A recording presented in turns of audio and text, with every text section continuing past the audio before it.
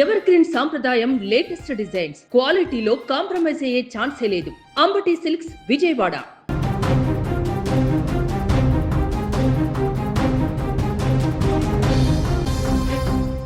Cricket ప్రపంచంలో అతను king, చేజింగ్లో run machine, రికార్డులో అతను రారాజు. టన్నుల కొద్ది సెంచరీలు, వేలాది కొద్ది పరుగులు అయినా అతని పరుగుల దాహం తీరలే. ప్రతి పరుగు అతనికి అత్యంత విలువైంది. అందుకేనేమో కేకేఆర్ పై సెంచరీ చేసిన తర్వాత భావోద్వేగానికి గురయ్యాడు. అతనే కింగ్ కోహ్లీ. కేకేఆర్తో మ్యాచ్లో పలు రికార్డులు బద్దలు కొట్టిన మ్యాచ్ అనంతరం ఆయన పలికిన మాటలు అభిమానుల హృదయాలను గెలుచుకున్నాయి. రికార్డులు, మైలురాళ్లపై తనకిక ఆసక్తి లేదని, ఏదో ఒక రోజు నా ఆట ముగుస్తుందని, అందుకే క్రికెట్లో మిగిలి ఉన్న ప్రతి క్షణాన్ని ఆస్వాదిస్తున్నానని కోహ్లీ చెప్పిన మాటలు కన్నీళ్లు తెప్పిస్తున్నాయి.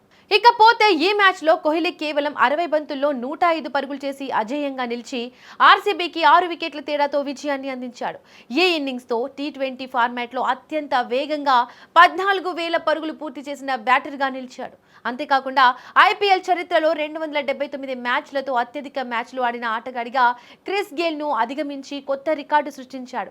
మ్యాచ్ అనంతరం కోహ్లీ మాట్లాడుతూ, ఇన్నేళ్ల తర్వాత కూడా నాకు బ్యాటింగ్ అంటే అమితమైన ఇష్టం. ఈ స్థాయిలో ఆడడం, ప్రపంచంలోని అత్యుత్తమ ఆటగాళ్లతో పోటీ పడడం ఎంతో గౌరవంగా ఉంది.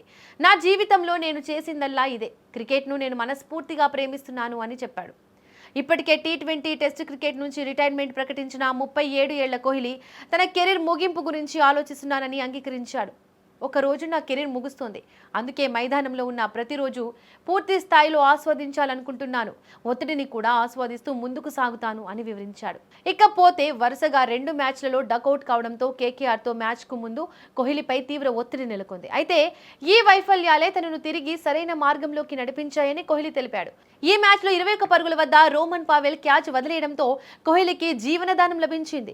ఆ తర్వాత వెనుదిరిగి చూడని కోహ్లీ కేవలం 32 బంతుల్లో అర్ధ శతకం పూర్తి చేసి ఆపై శతకంతో జట్టును గెలిపించాడు.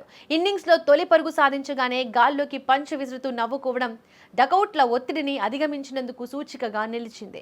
ఈ విజయంతో డిఫెండింగ్ ఛాంపియన్ ఆర్సీబీ 16 పాయింట్లతో టేబుల్ టాపర్గా నిలిచి ప్లే ఆఫ్స్లో టాప్ 2 స్థానాన్ని ఖాయం చేసుకునే దిశగా అడుగులు వేసింది. మరోవైపు అంగక్రిష్ రఘువంశీ 71 పరుగులతో రాణించిన కేకేఆర్ ఓటమితో వారి ప్లే ఆఫ్ ఆశలు సంక్లిష్టంగా మారాయి. ఈ ఓటమి వారి 4 మ్యాచ్ల విజయాల పరంపరకు తెరదించింది.